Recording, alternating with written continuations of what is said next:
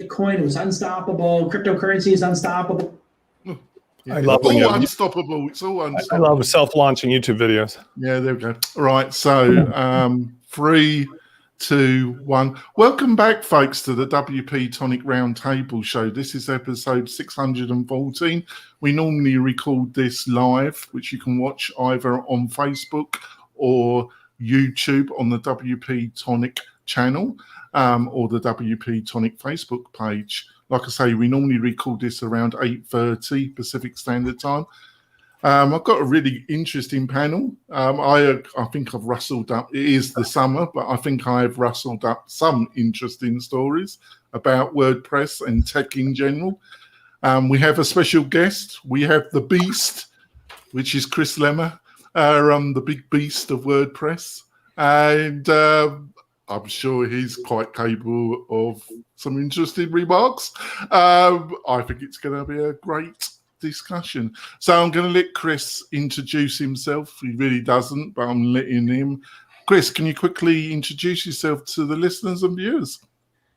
Sure. I am a blogger over at chrislemmer.com. I am the VP of product over at Liquid Web and Nexus, a hosting company. I am a public speaker and a coach, and I am today the owner of a Twitter banner that is live. It is active. So if you go follow me on Twitter, your profile photo will show up in my banner as it's showing the most recent people that sign up. That is a super cool new little trick that I just discovered late last night, and I am super happy about it.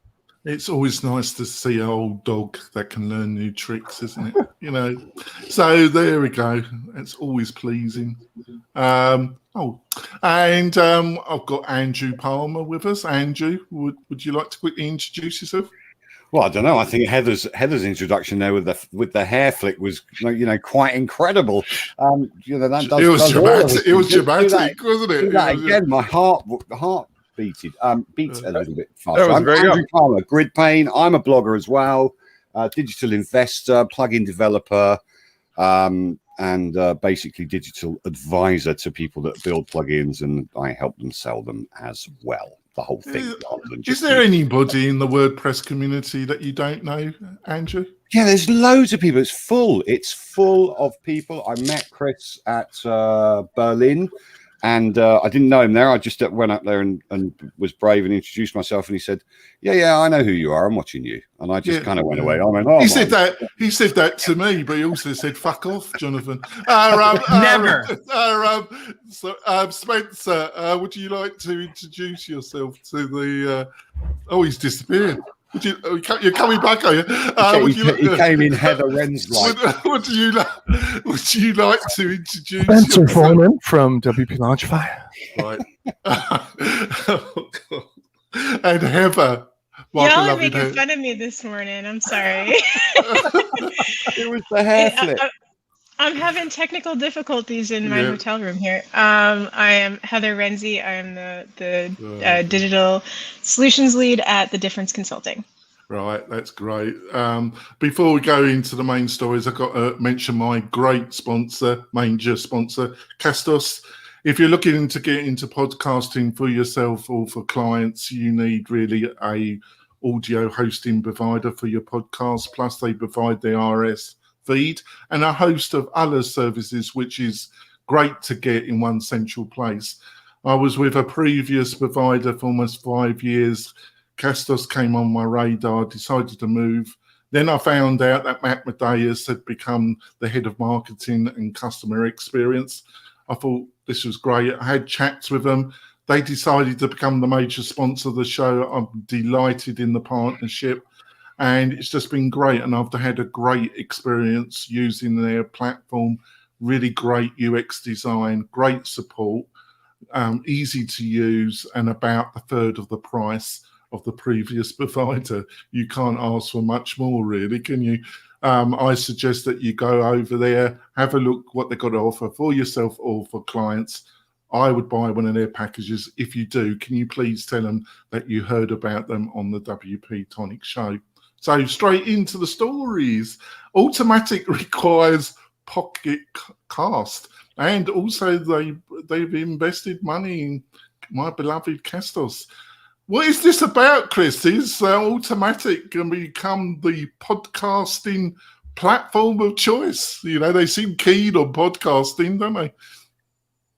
Yeah, I mean, I think there's no question that content has moved across multiple channels, and it's no longer just writing a blog post, right? So it's not shocking to have Automatic investing in products that they think are long-term worthwhile and helpful in the space. And as I understand it, podcasts came up out into the market at the beginning of the year. And so they were kind of shopping around, and Automatic has made several acquisitions over the last couple of years that are like, hey, let's take a beloved product that might fall off the planet, and let's just prop it up and make sure that it has a shot at continuing on. So I think it's goodwill. I think it's a good call. And I think we're going to see more and more investments into all the kind of services that creators love, right? Creators. It's where growth is happening. And so whether you're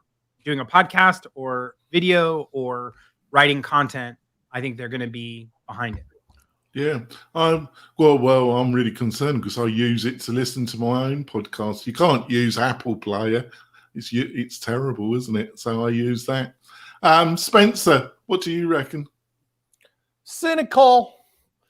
I remember there was a third plugin CRM that had a very funny name. Other than right now, we got Fluent CRM, we've got Groundhog.io. There was a third one that got acquired, murdered. They buried the body, never to be seen again.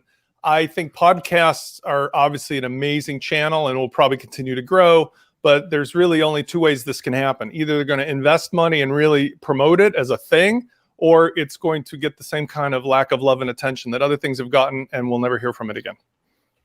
That's my cynical view.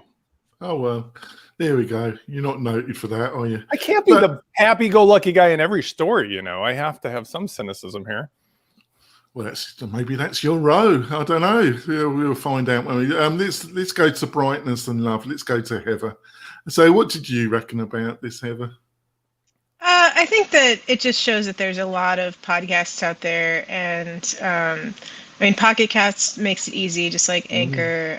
Castos makes it easy for anyone to get into podcasting, and so I mean, this is just showing that WordPress is trying to make it easy. Like Automatic is trying to make it easy for everyone to get into podcasts, and I mean, there's all these plugins that they're keeping their eye on to help people turn their blogs into podcasts as well. So I think that's where they're going with this. So like one click, write a blog, turn it into a podcast. And I mean, they just really want to be the content owners. Yeah, I can see that. What do you reckon, Andrew? Yeah, I mean, Heather's right. I mean, you know, and also there's a lot of acquiring going on in WordPress at the moment, and Chris will lay testament to that because Liquid Web have bought a couple of people in the last few weeks or few months or whatever. And I think it's a bit like consolidation. But, you know, if you read the WP Tavern blog, which I have actually read, it's also about opportunity because Pocket Cast was running out of money. It was spending too much. You know, it just wasn't a viable financial product. It doesn't matter whether it's free, but it was $9 a year for the pro version. I mean, it's not, you're kind of hoping that 100,000 people or 200,000 people are going to pay you $9 a year. And if they're not, then you are going to start losing $1 million a year to have your service. So I think it's, I'm not cynical about this. I'm quite optimistic about this because WordPress have brought on lots of developers and lots of people to expand. You know, they bought Tumblr, they bought other things, and nothing terrible has happened to them. And their intention with this, I think, is just to grab hold of, and their investment in Castos as well, is to make sure that they are at the forefront of everything that's happening they're making themselves future-proof, basically. You know, what else can we add? We're all looking as service providers to add things to our offering that give value. So, you know, and that's why I think that's why they bought it. Really, they've seen an opportunity. They probably bought it for not a lot of cash, to be frank, and they can, with the tech support that they've got, or the tech people that they've got behind them, they can maybe help grow it and make it into Jetpack podcasts, probably. Yes. Oh God. Oh God. You had to mention Jetpack, didn't you? Oh God. Well, I mean, you can't ignore Jetpack for one reason. That I can very easily. You can't ignore it if you're having the conversation about the direction of the future WordPress. And I've been an outspoken advocate here. I'll probably continue to grow in that capacity of saying there's two camps. There's Automatic's decision to do what they want to do, and then there's everybody who makes it and makes their living from it, including the hosting companies. Up until now, all the decisions have been granted to us from the top down. But I think we're at a fork in the road where those of us who make things and those of us who sell the things have the decision ability to put together our own groups of political powerhouses and consortiums and so forth. And I think that's what we've been discussing here, is that whoever owns the pieces, it's fine, but shouldn't they decide not to be stepping on each other? You know, why do we need 27 different plugins that are in the same space? Or why is it that all this talent is wasted on infighting? We can all get together and figure it out for ourselves without waiting for Automatic to tell us what it is. And I think that's where these conversations come up.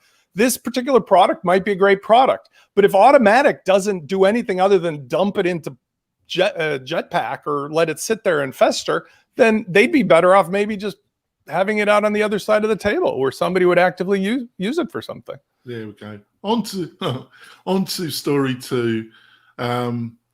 Mr. Bezos, i.e. KK.evil, as I call him, blasts off in his penis-looking spaceship.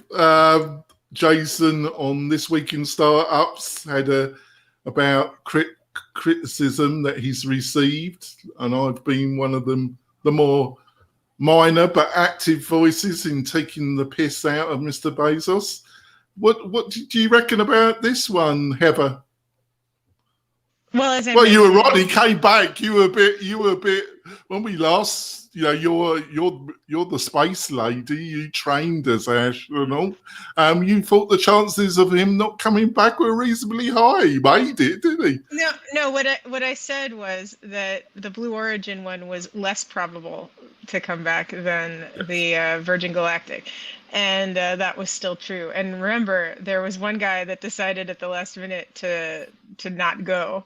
And, he had a prior rate. Something prior, like you do when you're just about to blast off, isn't it? No, he'd heard Heather the previous week on WP-Tonic podcast. Panicked. It wasn't just me. No. And then I don't know if you saw the video of Jeff Bezos and the others in there. I mean, like, okay, so if you compare, it was cringe. It truly was cringeworthy. It was cringe. It was really cringe. And if you look at the one of like Richard Branson and how they were in the capsule, like and versus Jeff Bezos, you've got like this teenager up there who's he truly is. He comes straight. I don't know if this was ever planned, but he's straight out of a James Bond film as the crazy villain. You know, it's like that horrendous laugh of his, and it just. Oh my gosh! I just find it cringeworthy. Well, Chris, what do you reckon? All these billionaires, they're all blasting off, trying to leave poor old Earth. He pays, you know. I have to listen to his crummy adverts on Spotify saying how generous he is paying his staff $14 an hour. You know, I just love him as a human being. But what got any insights why all this crowd, these 1%ers, are all wanting to blast off and leave Earth? So I will tell you, I have two takes, or my take comes from two different directions. The first, of course, is that my dad is now in what he calls the sudden death period of life, right? So as soccer players, sudden death is what happens when, you know, everyone's tied and you're in the last minutes and you just don't know. Like at any minute you could go. A bit like watching England, really, isn't it? So my dad is in what he calls the sudden death period of time, and he's trying to figure out, you know, how to you know, make the most out of the money that he's going to give to me and my brother or whatever. And my response is, it's your money. You worked for it. It's yours. If you want to get on, they love him and my mom love cruising. Like, if you want to get on a cruise and do the whole 365 days on a boat and go die out in the ocean, go. Like, spend your money. Leave nothing behind. I don't need it. It's not mine. I didn't earn it. I didn't work for it. Right? So I will tell you, whether it's Bezos or Galactic or anyone else, it's their money. They made it. They can do whatever they want with it. When people start pontificating on Twitter about how they could handle climate science or they could solve homelessness or whatever, I'm like, bro, it's their money. They made it. They can do what they want. I make my money, and I don't want anyone telling me what I should do with mine. So that's the first part of it. The second is my first start, right? My first job out of when I graduated from Cal was right up the hill at Berkeley Lab. Yeah, I read your newsletter about getting splinters in your eye. That didn't sound that didn't sound very nice, did it? That was in high school, but my first job, out of college was at Berkeley Lab. And there's a few people in the WordPress community that would like to poke my eye, Chris. And when you work at a government research lab, right, like Lawrence Berkeley National Lab, you discover that there's a whole bunch of things, from X-ray machines to the way they make eyeglasses, that all came from research. And they came from research when you didn't know what you were actually what the downstream consequences were of what you innovated, right? So when someone goes to space in a penis-looking rocket, I go, whatever, I don't care. What I do care about is all the different innovations that happen from making that happen, that then turn around and affect our microwave or our jacuzzi or our whatever, right? And that is the nature of science, is that you don't get to predict in advance where it's going to play out. And so I'm always a fan of, hey, go chase it down, chase out, especially if you're going to use your own money, use your money, do whatever. And then in the long run, science benefits everybody. So when are you going into space, Chris? I don't have that kind of cash. Are you sure, Chris? I make good money. I don't make that good money, right? There's you don't have to worry about the price. Going down. The price is going down. I'm sure you'll be able to afford it very soon. You don't have to worry about the price when you're shopping, right? I'm comfortable there. Like if I go to a grocery store or if I go to dinner, I don't have to look at the menu. There's that kind of good. Then there's, like I can start running around buying companies good. Then there's I can buy a basketball team. That good. And then there's I can buy a ticket on a rocket to space. So I'm several tiers away from getting to space. Yeah. I just want to quickly say, and then I'll throw it over to you, Heather. I do agree with you, Chris. It's not the money why I take endless pleasure in taking the piss out of him. It's the crummy way that he treats his employees that I resent. I just resent treating people like robots and thinking it's okay. That's my main beef with this, with the James Bond villain that is Bezos. I'm sure in the next James Bond film he'll do a cameo role. I'm sure. Sorry, Heather. Over to you, Heather. Well, I do want to point out that, and I mentioned this before, that whenever whether it's Virgin Galactic, whether it's Blue Origin, whether it's SpaceX, or even NASA, like the JAXA, ESA, it is a very, very dangerous thing to go into space right now. It's not going to get safe until you get the level of airplane frequency. And if you look at just Ashton Kutcher removing himself from the next Virgin Galactic flight, because when he was single, that was fine. Look at the people that are going up on the flights. It's basically rich bachelors or people that have already done everything and feel like it's okay if they blow up, it's okay. But Ashton Kutcher, Chris could afford a ticket on that. It's coming down drastically, Chris. I can see you being on that. All right. If you still have something to live for, then this is not for you. All right. Yeah. Well, it's ideal for me then. Right, there we go. What I said in the last week's show, if I keep opening my mouth like I did last week, my life's going to be shortened quite quickly. Spencer, what did you think of the Dr. Evil and his Balak-looking rocket? First of all, I insisted everybody at some point check out that Twitter link to the Jon Stewart video spoof. Jon Stewart's got a new show coming up. It had like Jason Alexander from Seinfeld, but like funniest spoof I've ever seen, focused on the phallic nature of all these billionaires' rockets and stuff, but just on the floor spitting up water laughing.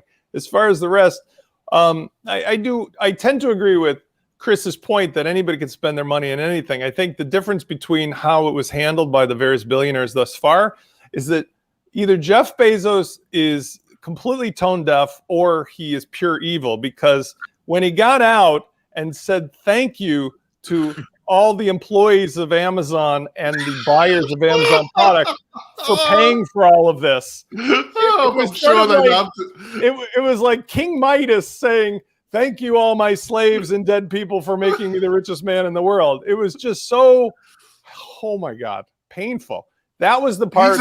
His ability to rub people up the wrong way is endless. It's truly endless. The difference between him and Bill Gates or Warren Buffett or one of these other ones that are George Soros, they are not tone deaf. They apparently have handlers or experience to understand what to say, what to show, how to act. Between him standing in front of the Taj Mahal with his girlfriend that used to date or was married to Gavin Newsom and yada, yada, yada, all of his moves are just provocative or stupid on a publicity level. And that's the only part that I don't think he's stupid. I just don't think he cares. I just don't think he cares a fuck. You're the richest man in the world. You are, as I said, either you don't have a clue, you're tone deaf, or you're provocative. And you're just like sticking your thumb in society and people's place. And we all know how it ended for Marie Antoinette. So yeah, you are not. It's neither of those. It's neither of those. He's just unapologetic. It's that simple. But he's like going out of his way. Yeah, to but make why? No, like but that. why should he? Why should he not be unapologetic? Because it's not sincere in any way that benefits. I don't subscribe to his style, right? I don't subscribe to it. But why should he be unapologetic? Why should I'm not saying apologizing for the thing. I'm saying why make a statement that says thank you? Yeah, but why should he say the right things at all times? I mean, he's an immense behemoth in this world. Without him, we wouldn't have Netflix, we wouldn't have the BBC, we wouldn't have TV channels broadcast all around the world. We wouldn't have innovation. We wouldn't. I think you're pushing it a little bit. No, we simply wouldn't, because there is no one for his wealth or what he's created. I'm simply saying Bill Gates created a ton of stuff, and never in the 1990s did Bill Gates get on TV and go, thank you, all you people that pay me $200 a year for my Windows 95 license. Nobody would ever take that from him. And why did Jeff Bezos have to say what he said? As Jason would say, yum, yum. Let's go on to something a bit more WordPressy, shall we? And I'm sure Chris... You didn't agree with what I said. I can tell by Chris's face he really wants me to get on to story 3. EdPack is tracking high... Oh, this is a typical tavern headline. It just rolls off your tongue, doesn't it? EdPack is tracking higher ed with WordPress, looking for a development partner. Are you tempted, Chris? What did you think of this story? I think every time that Automatic and/or WordPress pushes into vertical markets, it learns a lot more. When it stays generic and plays in the horizontal play, I think it ends up struggling a bit. But I think the more it goes verticalized, the more it goes deeper, the more it develops kind of a domain expertise that drives features that make sense in that context. You'll remember the issue years ago, right, when we started trying to create post formats to match Tumblr, and it was a mess. So my take is, anytime you're going to go into a vertical space and you're going to push in and solve the problems that are real problems in that space, that it's worthwhile. So I don't know what will become of it. I'm not tempted to be the development partner for that because that's not a space I spend all my days in. I But was being a little bit sarcastic there. I know. Please. but I think someone will get involved, and I think I don't know what that will mean. I don't know if we'll get a new version of multi-site because of that, or we'll get higher performance on the way in which the data queries work because of that, right? But you're going to get something. Higher ed is known for having massive sites that have, you know, a lot of duplication, and yet the content changes, right? And so you have that department and that department and that department. So what does that do for WordPress, and how will it change it? I'm interested to see. Yeah, I think the concept's really interesting. I was a little bit what they were showing. They are coming on the team behind this are coming on the WP-Tonic interview show for interview. They've agreed to come on, so that should be interesting. So what did you, oh, by the way, has none of the panel got any cats? Because if we get cats on the show, my figures increase tremendously. Oh, it's in-house joke, Chris. We when we have cats on the show, my listening figures treble, Chris. You shouldn't be shocked by that, Chris, should you? Wow. Right. So what did you think of this, Spencer?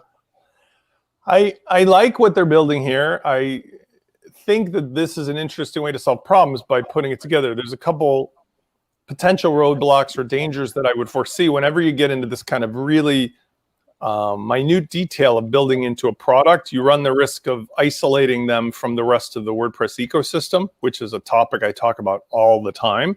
But it does potentially solve a lot of problems in one box. I would recommend, if anybody from that team gave me a call, or like Blake, I would say, Blake, do yourself a big favor. Find another metaphor to use than saying we're building the jetpack for higher education. I do think that was very good. Maybe we're building the, blankety blank, or the edublogs or something, but not jetpack. That would not fill my mind with pleasant thoughts about your product for reasons that are unrelated to what you're doing. Yeah, I think that's so. And I'm really feeling sorry for Andrew. He's dying of heat stroke. He switched off his air conditioning. I heard it was like 75 degrees Fahrenheit. He's dying in front of me, actually. But Andrew, what did you think of this? Well, I think it's great because let me just turn my aircon off, because it is actually 32 degrees C in my man cave here, and it's killing me. But anyway, that's 89 in Fahrenheit, right? What Chris said about multi-sites is actually, when I first saw this, I just thought, well, this is a multi-site. This is what it is. And I think there's managed WordPress people that are doing multi-site kind of installations and whatever. The name kind of escapes me, but yeah, I know the one. They do a lot of they do a lot of plugins. WPMU. Yeah, they're big into that. Yeah. But I think, is Nexus doing that kind of thing as well, Chris? Is that kind of a thing that Nexus are doing?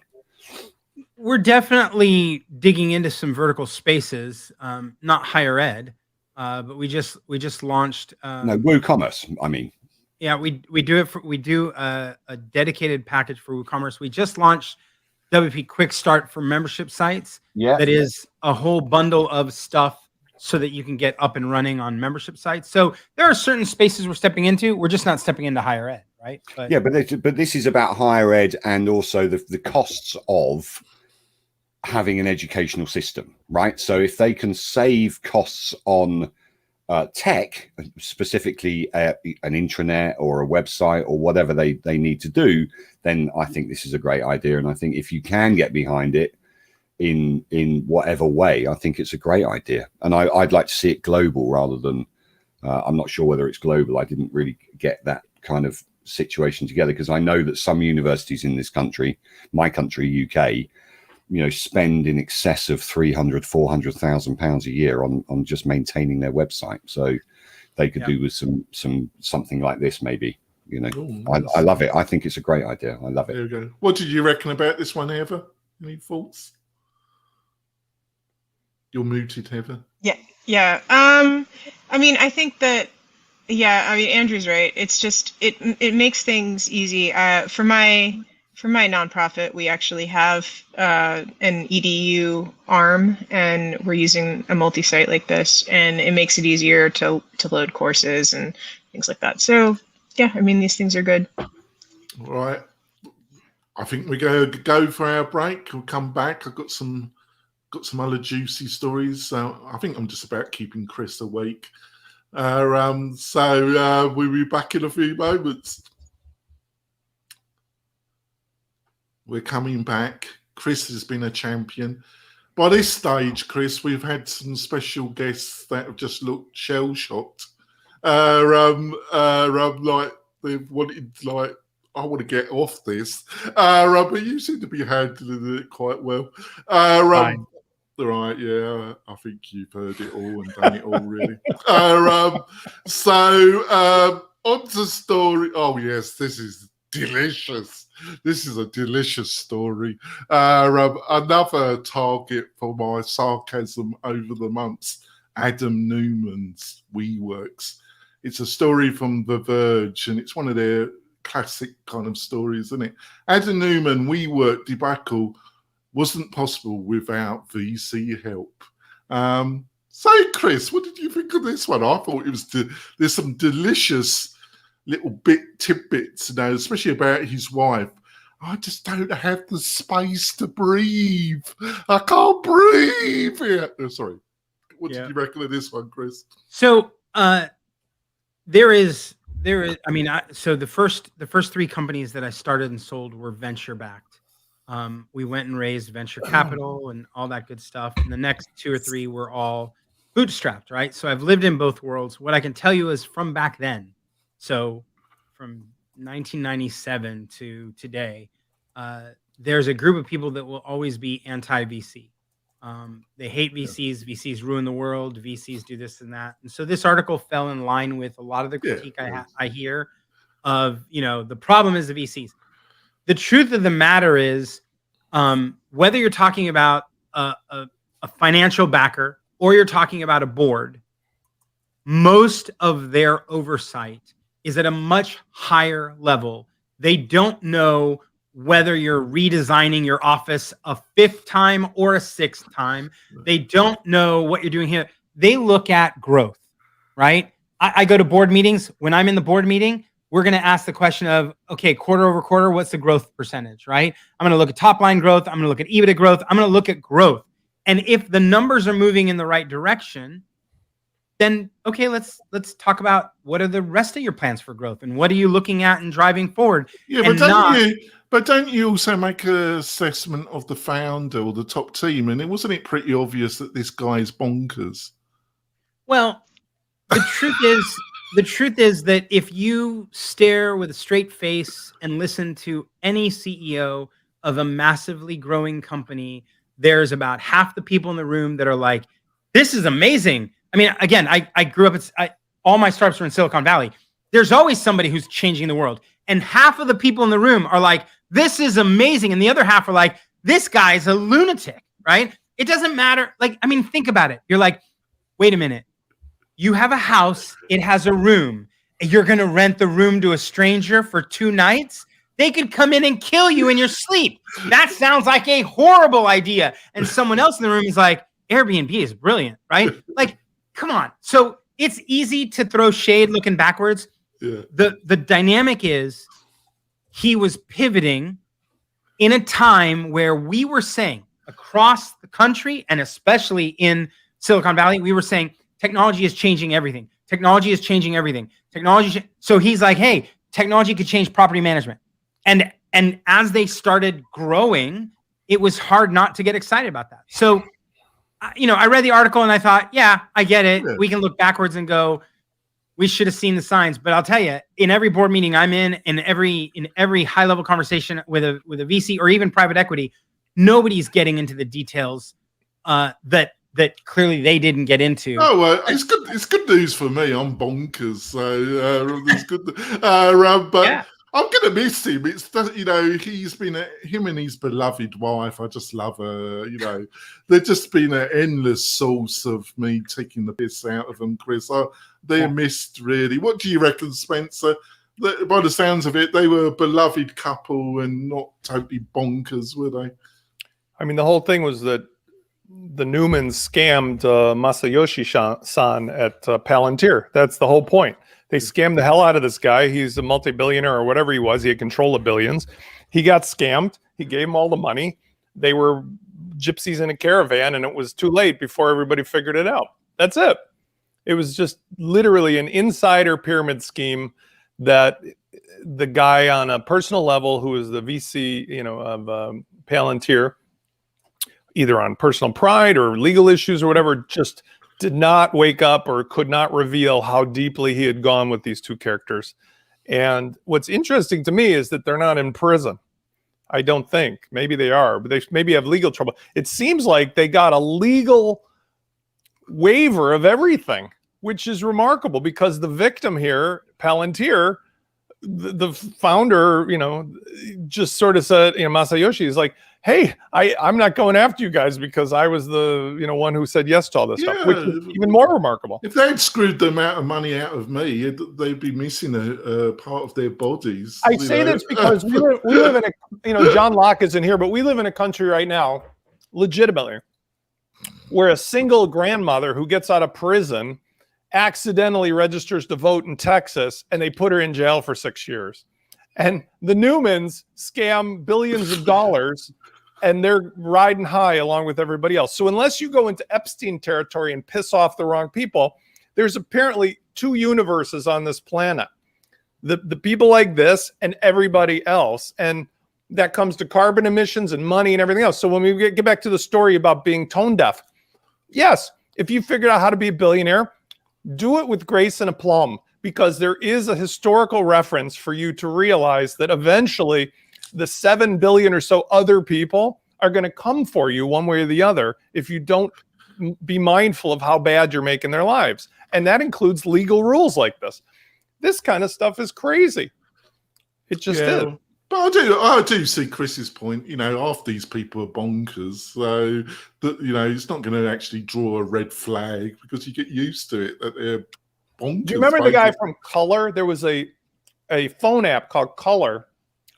I don't know what it did, but it came out at the beginning of the rage of the iPhone apps.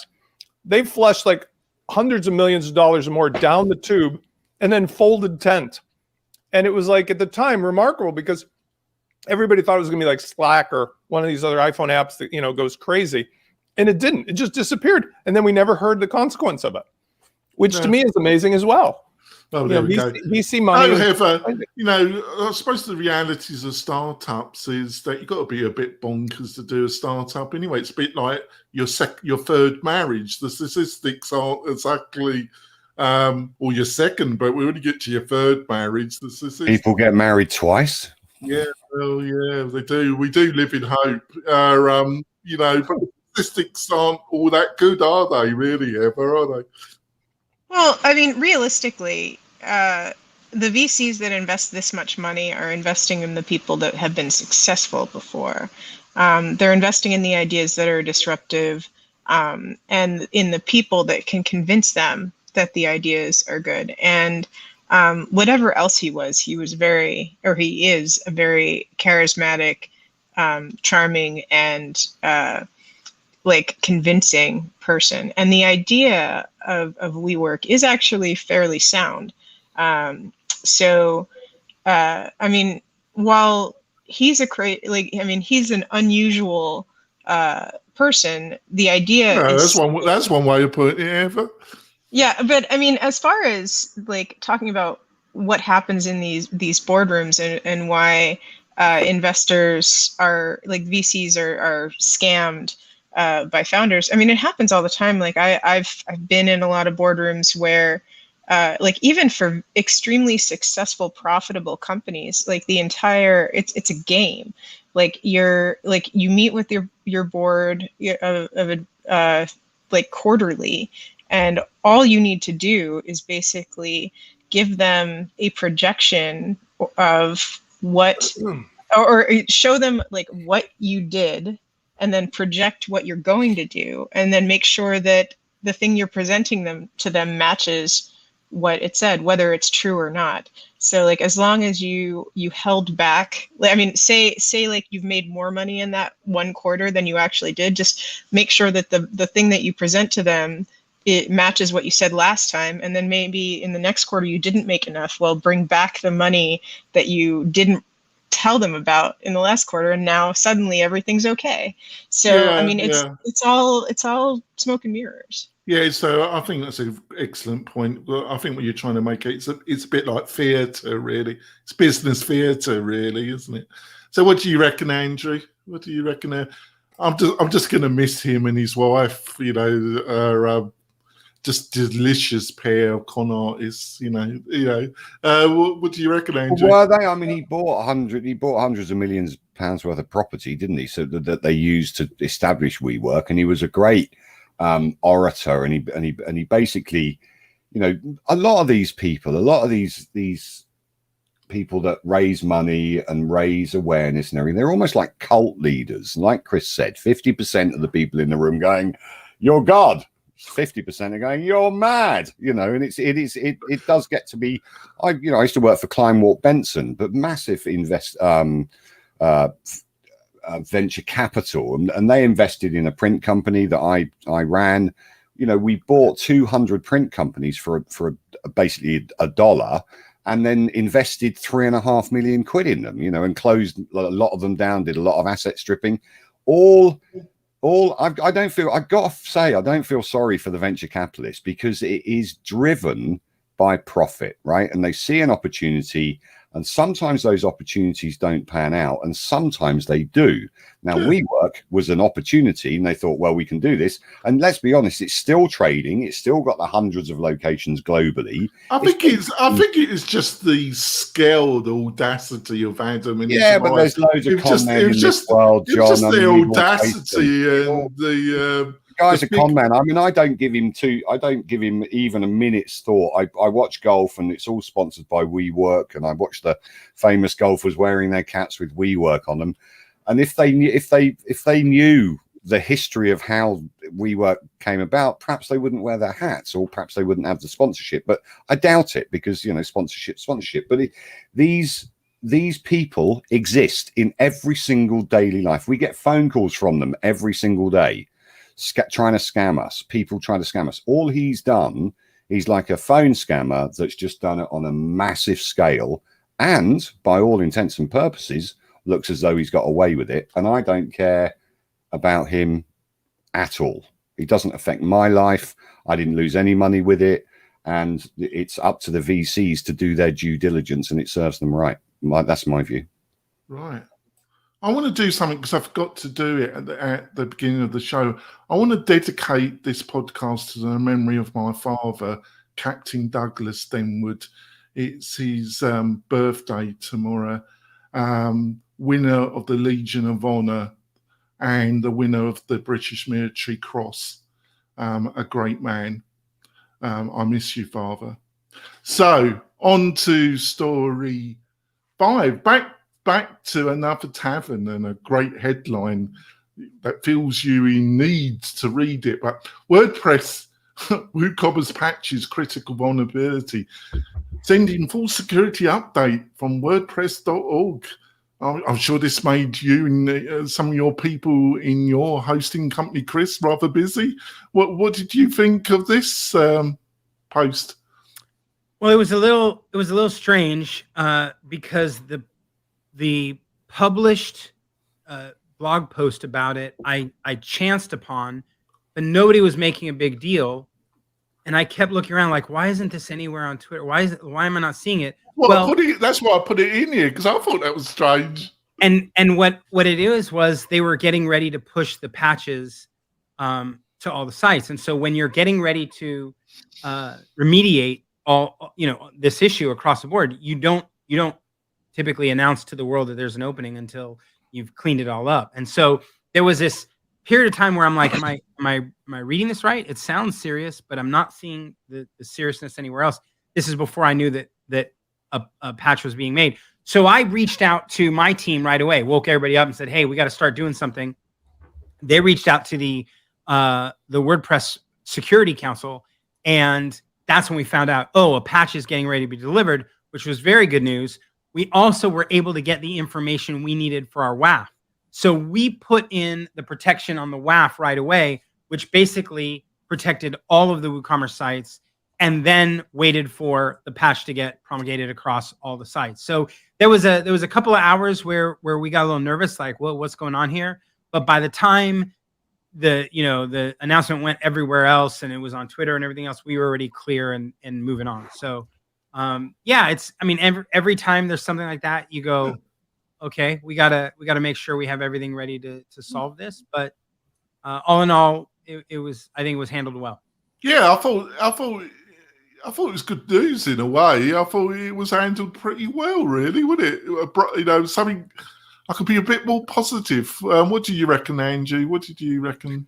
I think it was very well handled, and actually the managed hosts, because I got an email from Chris's company saying, we're covered with WAF and all that kind of stuff, acted really quickly and really responsibly by telling people that actually don't worry about it. Chris's company, as well as many others.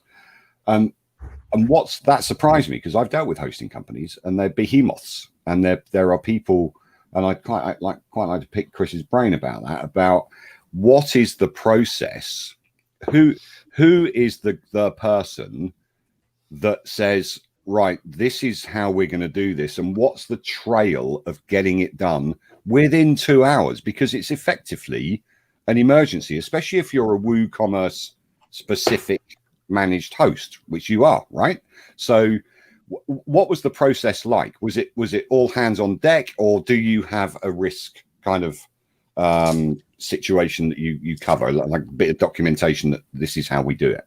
Yeah. So like most organizations, and I assume like most hosting companies, we have different procedures for different severities, right? So the first part of the process is we figure out, is this a Sev 1, Sev 2, Sev 3? Like, where does it fall? Because that's going to dictate, do I ping the C-level executives of the company or do I not, right? Do I wake up DevOps or do I not, right? Like, depending on the severity, we're going to run a different playbook. And we have a playbook for each tier.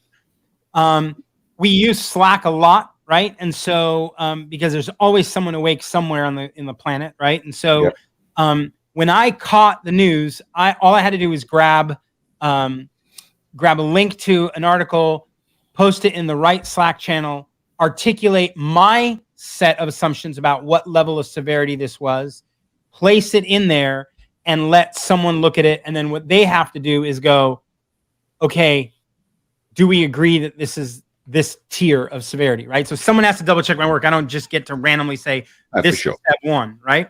So someone checks it, and then we agree. And once we agree, that's the playbook you're going to open and start. We have another separate channel for that. So it opens up and goes, okay, now we're dealing with let's say a Sev 2 alert. So here it is. That immediately pulls in all the right people into that channel. Now, in this particular case, because it was WordPress and WooCommerce, if it was anything else, I would drop it in and I'd move away. Like, I have nothing to do with this. Because it was WordPress and WooCommerce, I get one of my guys to loop in DevOps with WordPress Security Council, because we're members, as many hosts are. And so we link the dots so that we can get the data back and forth very quickly. Once they get that data, they drop it back into that Sev channel, and we go, okay, now what do we do now that we know this data? And a whole bunch of people, DevOps, engineering, dev, all of those people are part of the process. And then they move on an action plan. At that point, an email goes out to the right tier of the organization that says, here's what's happened, here's what we're doing, here's when it will be done, and then here's the next step. Because then you have, as you mentioned, you got an email, right? That passes over to someone in marketing or in customer care, someone who has to write the release, update the status board, push the email to everyone, and get it out. So when we say it's a team effort, we probably, for that one item, probably had no less than 30 people touch it, right? It's crazy. But it's all a dance, right? Cool. It's all prescriptive. It's like ballet, right? You're just going to go, these are the things we have to do to get it right. There we go. So what did you reckon? What did you reckon about this, Spencer? Well, what's interesting to me, I looked at the code change. There's such a, I mean, without geeking out here, there's such a ridiculously small change between the version that was fixed and the versions that weren't. It's sort of exemplary to me of something fascinating. I'm primarily a marketer, but because I develop, I look at these things and I go, this would be comparable to you made a video on YouTube to talk about your product and you said, and instead of if. And all of a sudden, your entire company's bank accounts were open to the world, because literally the line change is about 10 characters difference between the security vulnerability and not, which is what, by the way, also a very fun thing when you're in open source, because a behemoth as large as WooCommerce and how many stores that rely on it, you get to see behind the curtain here of, like, you know, how's the Wizard of Oz pulling the knobs? And so somebody figured out that there was a wild card. It looks like they're using, you know, the wild card of like and then a percentage sign, and then they had to realize that, oh, I guess that allows somebody to inject something in there, and ta-da. So from that standpoint, I'm fascinated that we get to see this. So Heather, I'm sure in 3 months' time, when I'm dealing with a larger client that has a Microsoft heavily based IT support department, I'm going to hear, well, Jonathan, WooCommerce isn't as secure as Shopify, because you get these security updates and you don't get this with Shopify. And I just look at them in amazement and, you know, wonder, can I be as diplomatic as Chris Lemmer with dealing with this, or am I going to get my normal English grumpiness, you know? But what do you reckon, Heather? So I had to deal with this week, actually, where we're moving like a whole big site over to WordPress, and the main designer was like, oh, I don't even want to log into the WordPress site because it's so insecure. And I was like, no. And they're like, but I mean, I just remember it got hacked all the time the last time I was in there. I was like, when was the last time? He's like, oh, it was like on WordPress 3. It's like, yeah, you have such you want to lever. You just want something. You just want to open the lever. The individual. Yeah. Just go, I was like, yeah. just come back. Just try it. It's so much better than all of the other things. I mean, the thing is, everything gets hacked. Everything that you use on the internet is going to have security issues. The difference about WordPress is and all of the plugins, the add-ons, the entire community for the entire WordPress community is that they're on top of it. And you'll get emails constantly about, okay, this has been found, this has been found. You've got an entire security research community on it. Whereas with Shopify, they're gonna like hide the fact that something's wrong. That I saw, like, more often than not, how freaky scary it was when I was working with some Silicon Valley companies. Not only is the code itself filled with holes, but like you're talking about Post-it notes on the sides of monitor kind of login security that like anybody literally could get into anything, and people had a lot of personal content that was involved. So I mean, that kind of stuff is like the difference between open source. You can't hide what everybody can see. So if there's a big problem, at least, you know, it gets fixed. I think the thing that Spencer mentioned, which was that this was a tiny, tiny, tiny change from what was potentially vulnerable and to what was vulnerable, is how we define vulnerability, right? We define vulnerability like, well, if the person had bought something from you and they happen to be have an account level at level 7, and they were in your network, and they were behind your CDN, and they knew your mother's maiden name, then there's a chance they could upload an image if you gave them the right to do it that could drop in, a SQL injection behind it, and that could potentially expose a certain amount of data to you, which if they then used to reverse engineer an email to one of your employees could potentially get, and you're like, that's what we're calling a vulnerability right now. We do that all the time. When you read vulnerabilities for WordPress plugins, the causal chain of what someone would have to do to actually break into your site is massive. You're like, who's going to do that, right? And yet, because it's open source, because there is a half of a 1% chance, but when you have millions and millions of sites, that is still material. We take care of it. There are closed source communities who just go, don't even worry about it. Like, we'll just deal with it in the next release, right? Yeah. We're very public about it, but we're very public because we think that's the way you do security the right way. And so even if it's 2 people on the planet that could break in, let's patch it and move forward. Yeah, it's great. Well, onto one of your stories. First of all, I think you've been doing an excellent job with your emails. I don't read everyone, but I normally delete, unsubscribe. That's somebody that's producing almost an email a day, but I still keep yours in my inbox, and when I have a moment, I give it a quick look over. And you've been doing some fantastic emails, Chris. I give you full marks, and I really like this one because it's another hobby horse of mine, because I'm in the membership, and I was fascinating to hear that Liquid Web is getting into the membership pre-package, because that's my own area where I play in, Chris. But I thought you were spot on with this one, because I find it really irritating myself. WordPress membership sites, the myth of passive income. What made you write this one, and what was the thought behind it, Chris? So what often is the triggering event is either something I see on Twitter or something that happens in a conversation, right? So I had been on a call with someone the day before, or maybe 2 days before, and they had said, look, I'm just looking for that whole build a membership site, sit back, and just cash the checks. And you know, when you're on an audio call, right, your face can do anything you want because they can't see it. But when you're on a video call, you're like, okay, stay calm. Well, some people say, Chris, I have a face for radio and a voice for print. So right, there we go. I think that's only Andrew who says that to you, right? Like, I just want to be clear. It's not everybody. But I listened to this and I was like, okay, stay calm. But this is ridiculous. Like, there is no, I just spin up a membership site and then I sit back and I cash checks.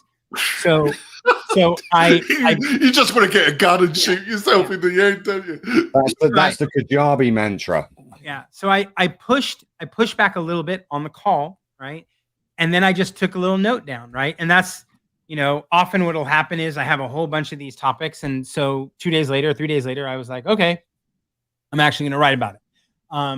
And I did, right? And the whole point is there's nothing passive about a membership site. Yeah, but Chris, and I don't want to get personal about, because let's face it, Pat Flynn, he made a whole business out of this mentor, and I haven't interviewed him, but he comes across as a very nice man. But every time I hear him preach this, literally my teeth start grinding, Chris. They thinking myself, and he's not the only one. There's a whole subsector of that crowd that preach that, I just think it's just nonsense. I think anyone who starts early on something, when you're at the beginning of something, which, by the way, means you have high risk of it not working. Mm-hmm. If you happen to be at the beginning of something and it does work, there's an opportunity for you to do a little bit of work and then watch it just kind of run away, and that's fantastic. The challenge is that that's not cause and effect. That's not, I wrote 6 posts and then I turned it into something that was paying and then people gave me all the money. It's cause plus luck equals effect, right? And it's cause plus luck plus timing equals effect. And it's cause plus luck plus timing plus endorsement equals effect. And so then they go and write, and they only write the cause. I wrote 6 posts and that's what made my money. And you're like, you left the whole part of the equation out. So then someone else goes and writes 6 posts and it doesn't make them money, right? And you go, yeah, there's more to it than this, right? My good friends, Corey Miller, Brian Gardner, and AD, Mark, and Magnus all created theme clubs, right? They all created theme clubs They basically said, we're going to do WordPress themes. We'll release at least once a month, and we'll charge you, however much money, and you can join our theme club and you can make money. Now, they spawned the beginning of a revenue play in the WordPress space. They were some of the first commercial entities to make money in the WordPress space. They each did a very similar model and each had different degrees of taking off. Now imagine that they write the post that says the way to make money in the WordPress space is to create a theme club. Today we would look at that and go, yeah, not exactly. Yeah. Right? Like, I'm not going to copy. It's a teeny weeny little bit more complicated. Yeah, but here's the thing, right? There are people who do that every day. It's not as famous as those guys, and it's not the beginning of those guys, but they were at the right time with the right product in the right context. They delivered a great thing at a right price, and they found success. That doesn't mean that today I can copy that and get the same results. In fact, I won't, right? So I think it's one of those things where someone may have had a light, passive, not massive amount of work at the right time and make a killing, but that doesn't mean that everyone else is going to copy the formula and make the same money. Yeah, I totally agree with you again. You have to come back on the show because it's really rare that I agree with a guest all the time. The only thing that really rubs me up the wrong way is that I kind of think it discredits the whole idea of building a membership website, because it is going to be a lot of work, but I still think for the right type of individual, it's still a really great way of possibility of making a really good income. And it's just a shame. I just think it discredits the whole thing a bit, Chris, doesn't it? Yeah. I think there's still a lot of room to keep making this work, right? I mean, I think it's fantastic. There's a lot of opportunity. And it's going to look different for different people. If you're in the fitness space and you want to rent out access to your videos, that's going to look different than if you're in the education space and you want to rent out access to your videos. And so, even two people who are doing the same thing, I'm protecting content, the content's videos, and I want to charge monthly.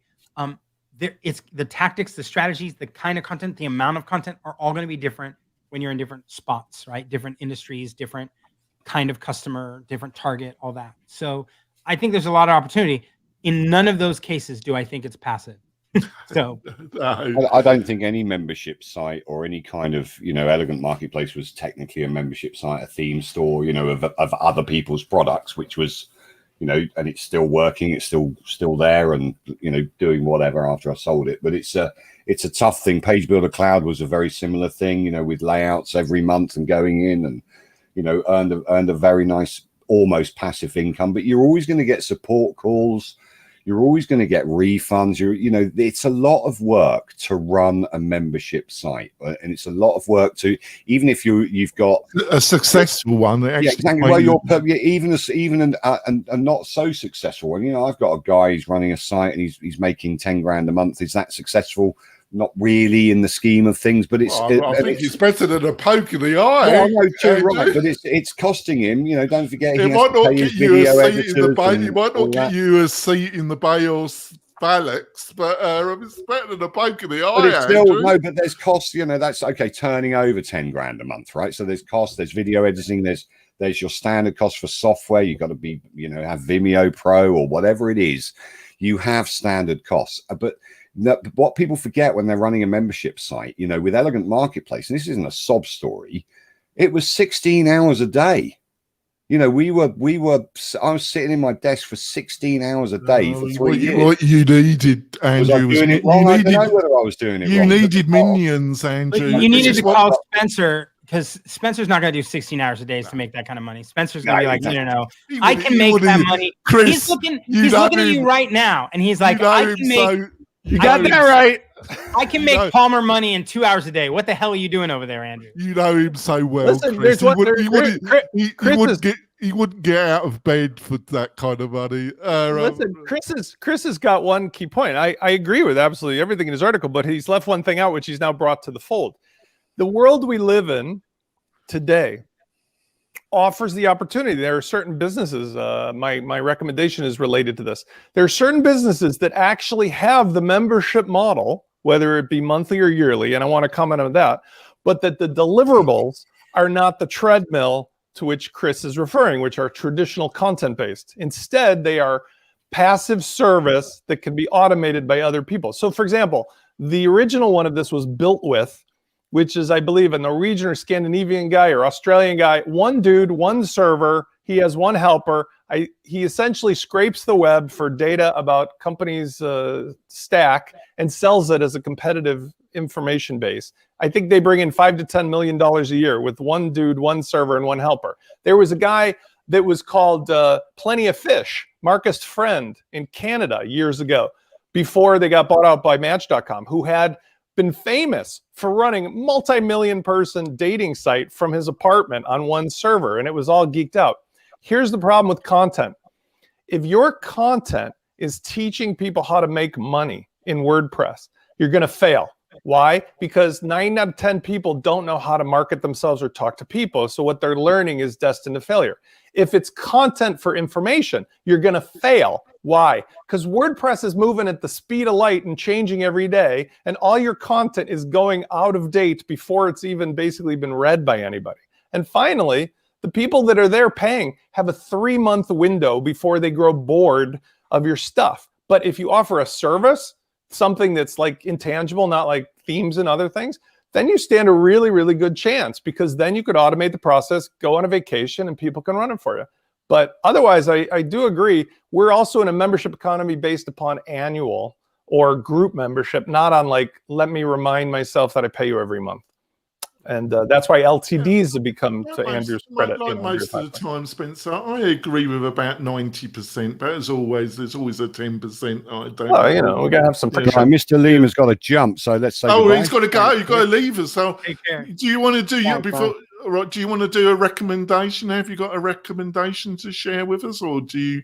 Or Yes, I do. It is called. Hold on, I'll tell you, because like I said, I just found it last night, and I think it's amazing.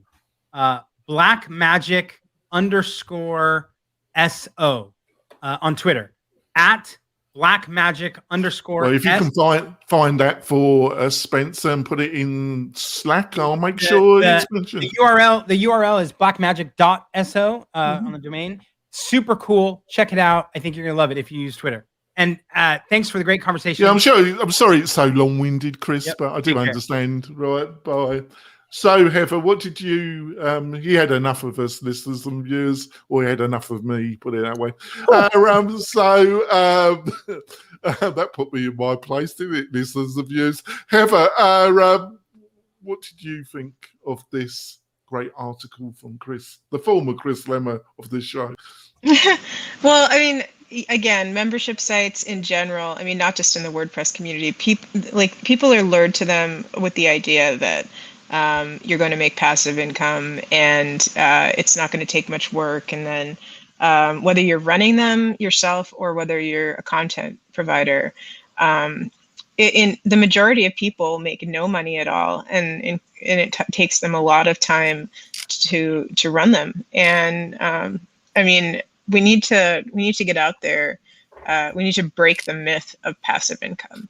For most people, I mean, I think the average that people make is something like $12 a month, and that's like with the people that are making the top 10% of this subsidizing that $12 a month. Most people it's costing them hundreds of dollars a month just to do this. Yeah, it's kind of based on my experience, Heather, passive and income in business don't normally work together, do they? They're two totally unrelated concepts, passiveness and income.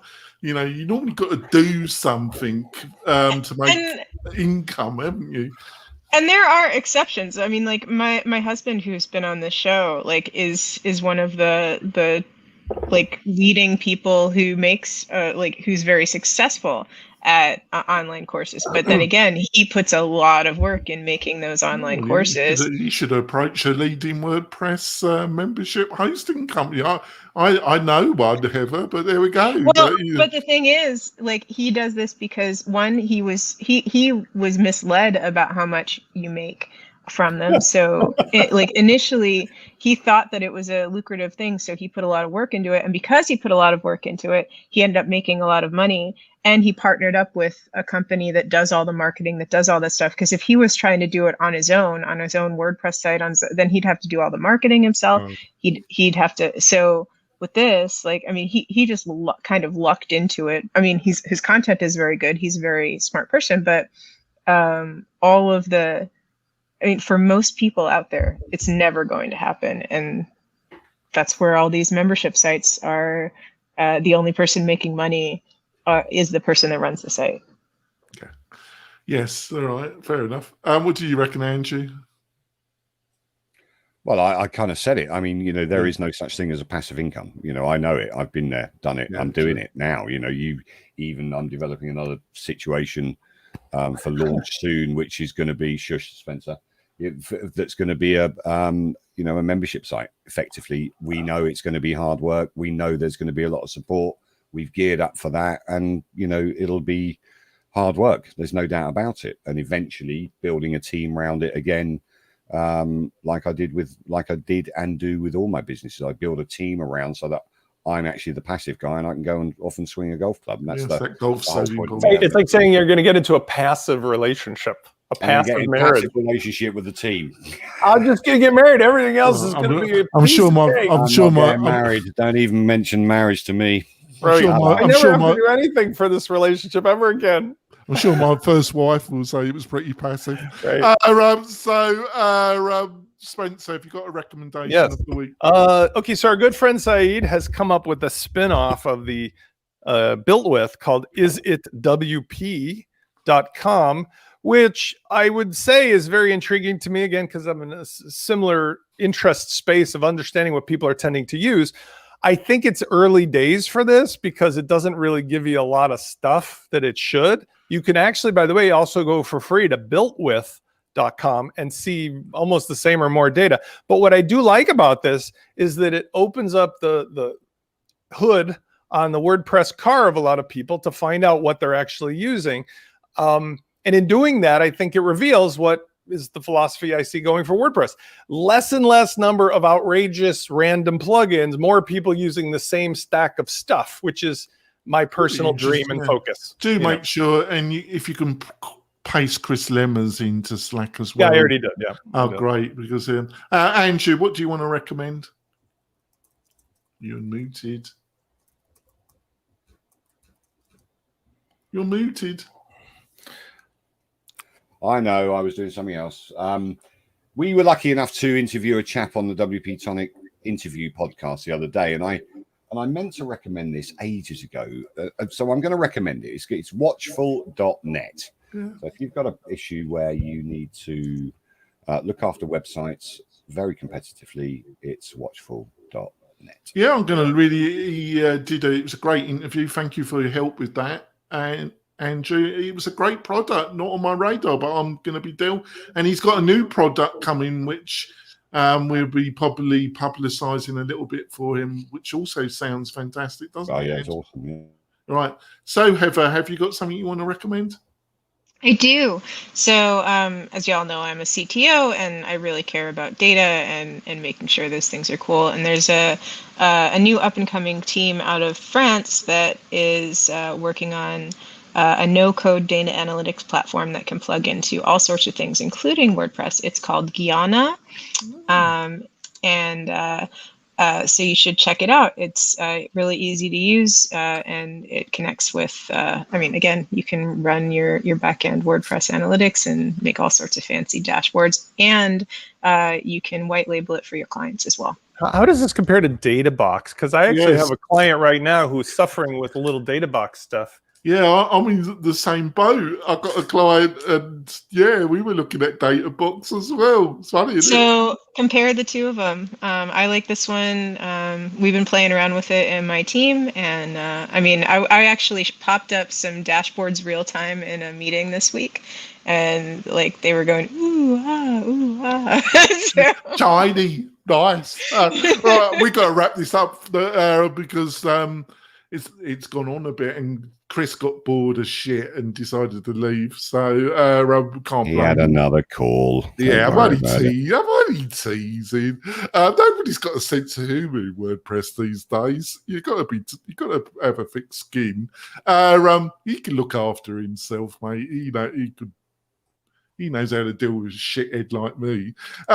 So, listeners and viewers, we'll be back next week with another great round table panel and some great stories where we will be generally taking the piss out of WordPress and tech in general.